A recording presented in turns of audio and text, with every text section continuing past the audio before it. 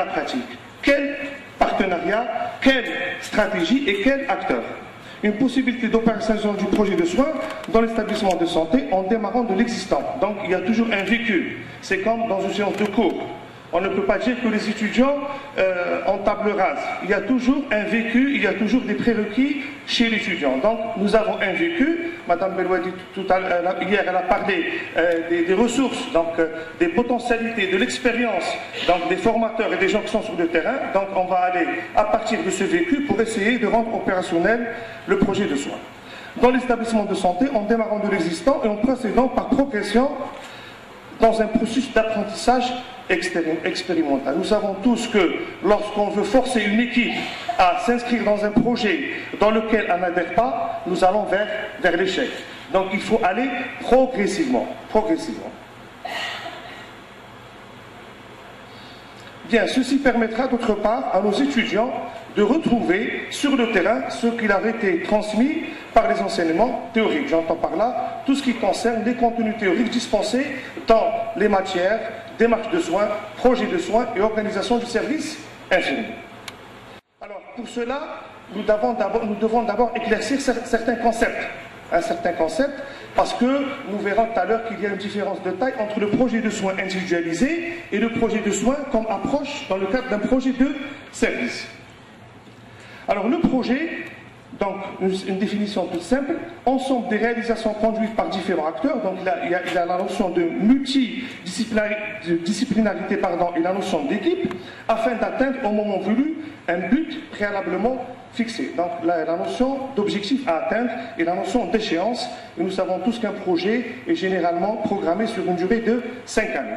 Alors le projet d'établissement, c'est une démarche globale d'un établissement visant à mobiliser ses ressources. Donc ça c'est très important, c'est les ressources financières, les ressources humaines, donc tous les différents types de ressources, dans un sens partagé et connu de tous. Donc là apparaît une notion très importante, c'est la notion du consensus. Il faut que tout le monde adhère au projet.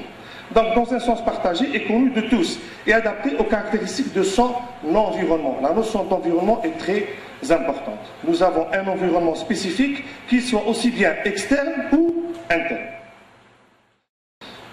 Alors, notre axe, notre charnière, là où la colonne vertébrale de notre communication, c'est le projet de soins. Alors, nous avons beau chercher, M. Charaz et moi-même, à trouver une définition, je dirais, exhaustive du projet de soins. Bon, nous n'avons pas trouvé une définition claire et exhaustive. Nous avons essayé de réunir quelques éléments de réponse pour essayer d'éclaircir ce concept qui est le projet de soins.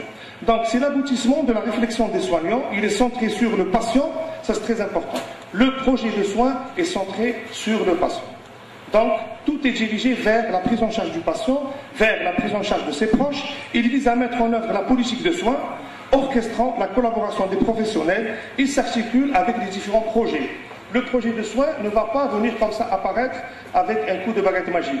Il y a un enchaînement logique, une hiérarchie, donc le projet d'établissement, le projet médical, le projet de soins, le projet de logistique et le projet de formation. Donc le projet de soins s'inscrit dans la suite logique du projet d'établissement et du projet médical. Donc il s'articule, je reprends, avec les différents projets constituant le projet d'établissement, notamment le projet médical, le projet logistique, le projet social et le projet de formation.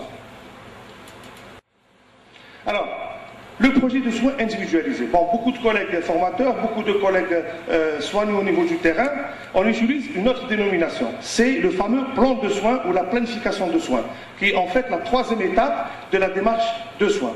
Donc aujourd'hui, certains auteurs parlent plus du projet de soins individualisé que de la planification des soins.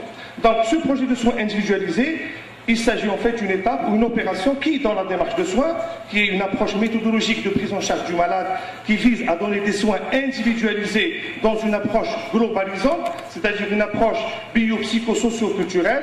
Donc c'est une opération qui, dans la démarche de soins, consiste à fixer des objectifs de soins, les délais pour les atteindre, donc les échéances, à programmer les actes des soins infirmiers sur un support, donc le fameux dossier de soins, et à organiser leur mise en œuvre ainsi que leur évaluation. Alors la problématique. Alors l'objectif de notre réflexion est de mettre en exergue l'absence de relais Donc il n'y a pas, si vous voulez, de concrétisation des contenus enseignés au niveau de l'école qui ne sont pas retrouvés au niveau des établissements de soins. Donc je ne parle pas de décalage, comme une fiche technique. Je parle de l'absence du projet de soins. Comment demain nos élèves qui vont arriver au niveau du S5 et du S6, comment vont-ils faire les applications qu'ils ont étudiées au niveau de l'école? Comment vont-ils les retrouver au niveau du terrain? Puisqu'il n'y a pas d'approche de projet de soins au niveau des terrains de soins.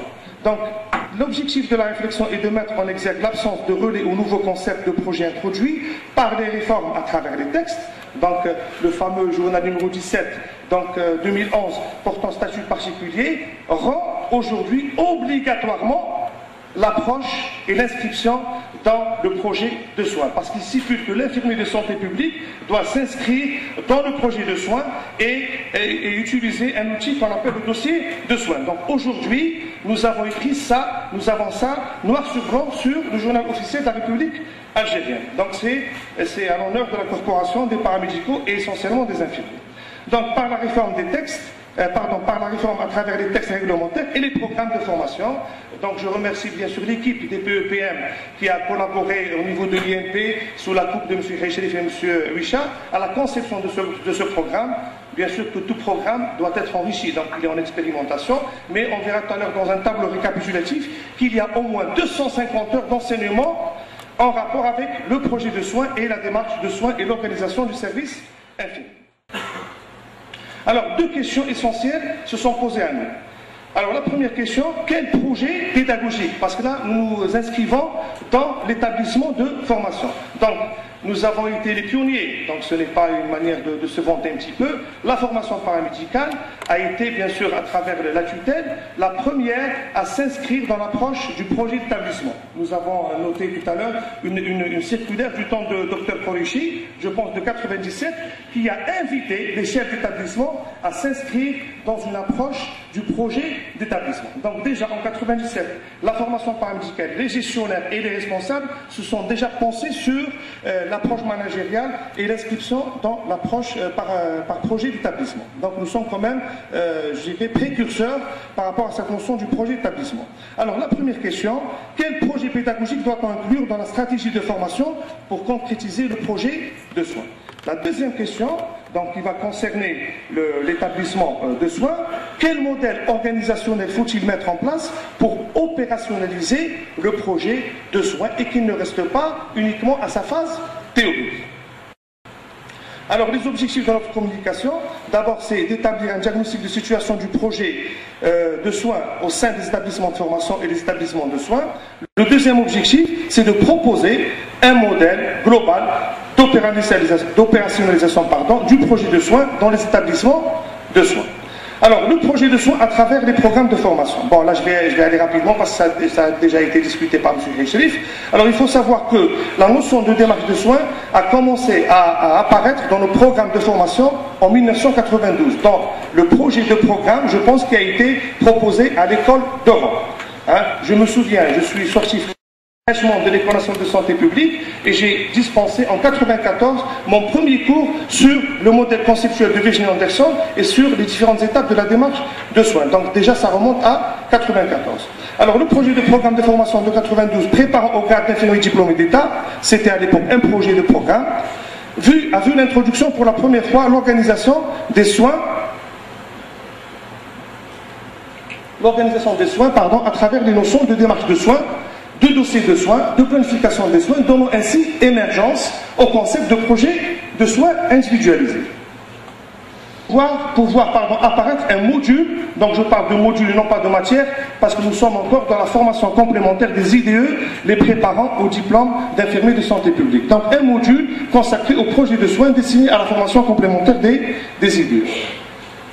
Alors en 2012, le programme de formation préparant à la licence professionnalisante a renforcé l'apprentissage autour du sujet par des thématiques englobant, vous voyez, donc on revient un petit peu aux chiffres, 416 heures d'enseignement entre cours théoriques dans la quote-part et de 48 heures, travaux dirigés 118 heures, donc vous voyez que c'est très important et c'est tout là l'esprit de la formation, je dirais pas LMD, mais je dirais licence professionnalisante, parce qu'il y a la notion d'auto-formation et d'auto-prise en charge de l'étudiant à sa propre formation. Les travaux pratiques, donc 10 heures, et vous voyez une quote-part très importante de 240 heures au niveau des stages.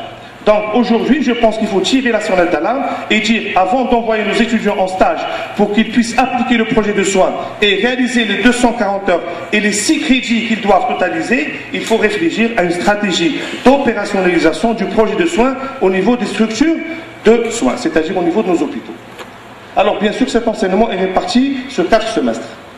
C'est à peu près sur la deuxième et la troisième année. Alors là, vous voyez que pour la démarche de soins, le projet de soins, c'est les quotes-parts les plus importantes au niveau donc des volumes horaires des enseignements théoriques, plus les coefficients. Hein, et là, vous voyez que l'étudiant doit totaliser donc 6 crédits par rapport à ces matières. Donc pour chaque matière, 6 et 6 et 6, ça fait 18 crédits. Donc 18 sur 30, c'est à peu près plus de la moitié des crédits à totaliser au niveau d'un semestre. Alors, le projet de soins, toujours à travers les programmes de formation. Donc, on fait le programme de formation. Donc là, j'arrive. Ça, c'est un petit peu un dossier qui tient à cœur M. Hechrif. Donc, la formation des majors. J'espère que ça va être bientôt lancé. Donc, on fait le programme de formation des paramédicaux majors de santé publique. Formation prévue dans l'année pédagogique 2013-2014. Donc, j'espère que ça va se faire, que cet échange va être respecté. Vise à inscrire le major dans une logique de projet de service. Donc ceci aussi est aujourd'hui écrit noir sur blanc au niveau du journal officiel, c'est-à-dire que le major est le premier responsable de la mise en place, du suivi et de l'évaluation du projet de service, en l'occurrence le projet de soins. Donc de projet de service et de projet d'établissement. Comme acteur, donc pour nous ça va être un partenaire essentiel. Le PEPM, la structure de formation, va s'appuyer sur le major pour la concrétisation et l'opérationnalisation du projet de soins au niveau des structures de soins. Donc, comme acteur dans sa conception, sa mise en œuvre, sa conduite et son évaluation. Et donc, notre lecture des textes réglementaires nous amène à penser qu'il y a bien une volonté politique des pouvoirs publics à opérer par un changement. Donc, ainsi, le journal officiel de la République algérienne numéro 17, décret du 20 mars 2011 portant statut des paramédicaux, notamment dans son article 41, stipule que les infirmiers de santé publique sont chargés d'établir le projet de soins, de planifier les activités y afférentes, de tenir et de mettre à jour le dossier de soins du patient. Donc, dans le même texte, dans l'article 43, qu'outre les tâches dévolues aux infirmiers spécialisés de santé publique, les infirmiers majors de santé publique sont chargés d'élaborer et de réaliser en liaison avec l'équipe médicale le projet de service. L'avant-projet de loi sanitaire, une version provisoire sujette à concertation, notamment dans son article 273, impose à chaque établissement de santé publique ou privé d'élaborer un projet d'établissement et un plan de démarche qualité qui s'inscrivent dans les objectifs nationaux, régionaux ou locaux en matière de développement sanitaire. Et enfin, cette fameuse note ministérielle 318 du 8 octobre 97 portant élaboration et mise en œuvre du projet d'établissement qui met les établissements de formation comme pionniers en matière de démarche de projet. Démarche par projet. Donc nous passons directement au modèle que nous proposons, mon modèle d'opérationnalisation. Donc dans nos suggestions, nous basons sur la théorie de Grégory Bateson concernant le changement dans les systèmes humains, que Françoise Kouriski décrit dans son livre intitulé « Désir et plaisir de changer ». Selon l'auteur, il existe deux formes de changement. L'un prend place à l'intérieur du système qui lui reste inchangé, et on parle d'homéostasie, et l'autre modifie complètement le système, et on parle d'évolution, voire même de rupture. Pour les organisations hospitalières, ont toujours privilégié le premier type de changement, ceci c'est pour favoriser un sentiment de sécurité des acteurs. Dans un autre contexte, ces mêmes acteurs, si on n'intervient pas, peuvent rechercher plutôt le statu quo. Pour cela, une sélection de services pilotes avant la généralisation s'avère indispensable avec l'engagement du chef de l'établissement ainsi que le praticien-chef du service pilote. Pour le premier, donc c'est décrit dans toutes les littératures qui traitent le sujet concernant le chef de l'établissement. Quant au deuxième, le praticien-chef, nous jugeons que son engagement est déterminant du fait de l'autorité dont il jouit, un praticien-chef qui est plutôt versé dans le management vertical peut faire réfléchir à la fois au projet médical et même au projet infirmier ou au projet de soins. Donc c'est pourquoi il faut opérer par un processus d'apprentissage collectif qui passe par l'expérimentation d'une démarche participative des acteurs. Le modèle d'expérimentation que nous proposons à la réussite du changement est inhérent à la mise en place de ce nombre de préalables dont on venait de parler, devant être instaurés autour de l'élément moteur qui est le major et son équipe soignante. Pourquoi le major? Tout simplement parce que, premièrement, il devait avoir des compétences par rapport à la formation qu'il reçoit, que nous avons montré à travers les programmes. Deuxièmement, les statuts lui attribuent les tâches avec l'équipe soignante dont il dirige, les tâches d'élaborer et de mettre en œuvre le projet de soins. Donc nous le présentons comme suit. Notre modèle, nous le présentons comme suit. Il y a d'abord l'institut de formation et l'établissement où il n'y a pas de. Donc il y a d'une part l'institut de formation d'un côté de l'établissement de soins d'un côté sans relation en matière de projet. D'autre part, nous avons un PPM qui dispense une formation ou un enseignement théorique à un apprenant qui ne trouve pas de pratique. Et de l'autre côté, un patient qui attend, exigeant et qui attend sa satisfaction.